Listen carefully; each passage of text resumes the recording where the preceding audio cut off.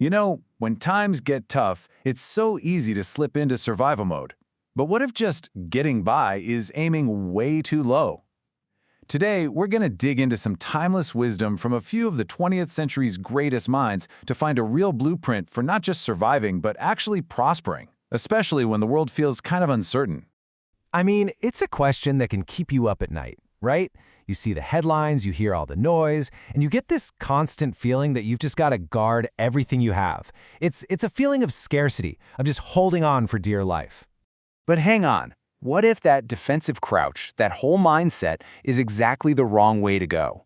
What if this moment of instability is actually an opportunity? An opportunity not just to get through it, but to build something real, something lasting. Okay, let's really dive into this, because this is the core idea that connects all of these masters of prosperity. The real secret to building wealth isn't external. It's not about the job market or the stock market, nope. It starts right here, between your ears. So let's lay the foundation. This first building block comes from thinkers like Joseph Murphy and James Allen. And they were basically arguing that your deep-seated beliefs aren't just, idle daydreams. They are the architects of your reality. And that includes what's in your bank account.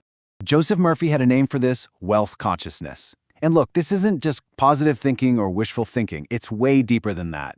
It's a conditioned mindset that acts as a direct antidote to all that fear you hear on the news. It's the core belief that supply isn't some shrinking pie you have to fight for, but a constant, ever-present flow. See, according to Murphy, your mind is always at a fork in the road.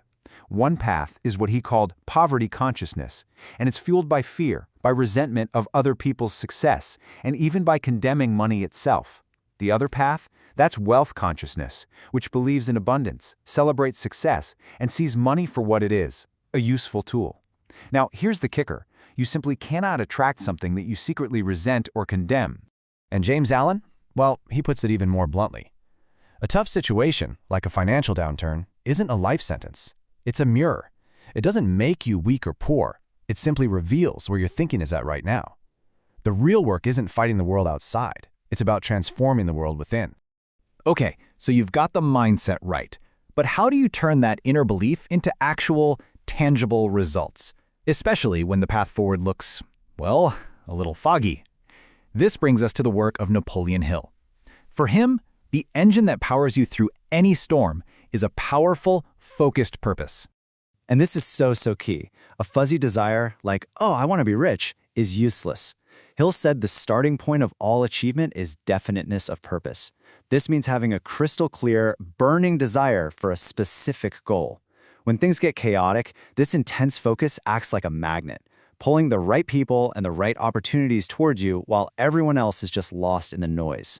Now, this next idea from Hill is a total game changer for getting through hard times. He taught that failure isn't the opposite of success, it's an essential part of it. It's just feedback. It's a test of your persistence. So often your biggest breakthrough is waiting for you right on the other side of what feels like a total dead end. A layoff, a failed business, a market crash. So, instead of running from struggle, Hill says to see it for what it is. He used this great image of a blacksmith's forge. It's the intense heat and the constant pounding that transforms brittle iron into unbreakable steel.